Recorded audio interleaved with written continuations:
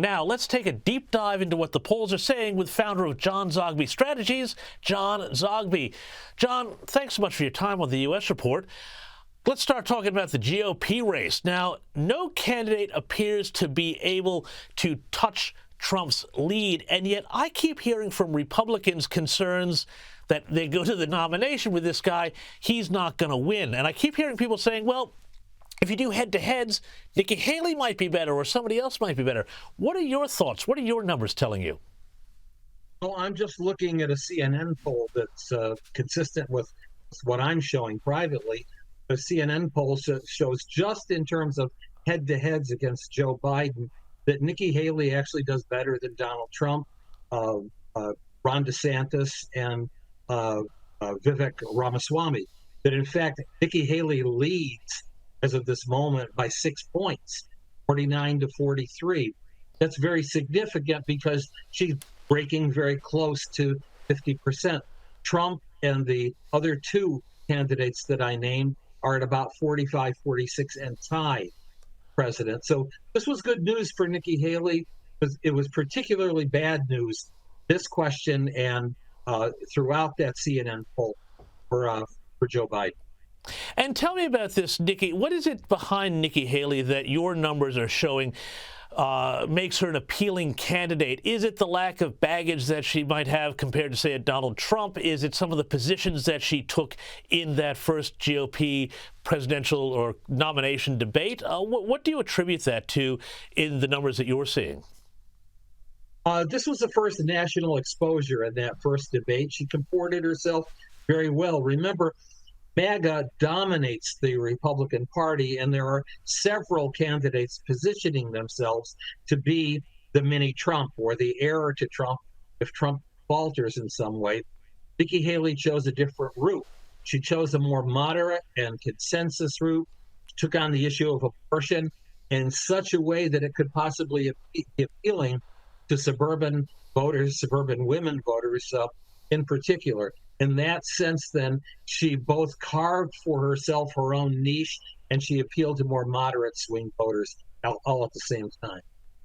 Now, I want to move on to that CNN poll, which you mentioned, and the numbers there for the Biden administration, the Biden camp, would have to be nothing short of devastating. It showed a Biden approval rate of 39%.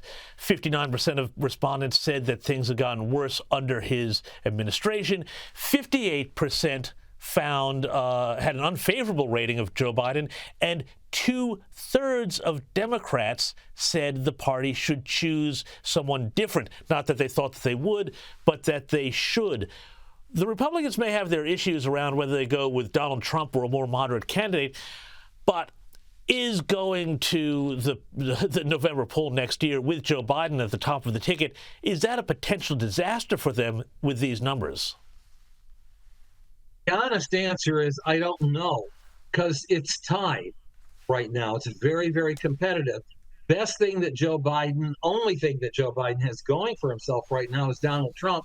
And really the main thing that Donald Trump has going for himself is Joe Biden. And so they kind of neutralize each other and are sort of checkmating each other in the process.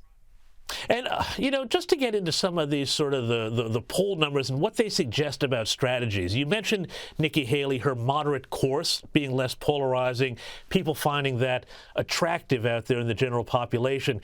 One thing that I'm very curious about is how much should Republicans be focusing on their key, culture war issues and also Biden corruption issues versus those, what would you be advising them in terms of balancing that with an approach to how the economy is doing, how people are feeling, how the individual is living their life outside of the Beltway and their experience in Joe Biden's America? Appeal to the right, because that's where the critical mass of the party is, but don't pivot so far over to the right that you fall off cliff. There are still moderate voters out there that Republican candidates need in order to win.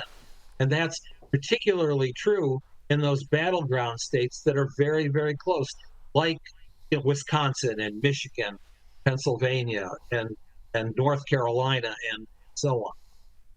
And finally, John, you've been a fan of Joe Biden, but I have to ask you what you think when you see some of how he goes, some of his behaviors.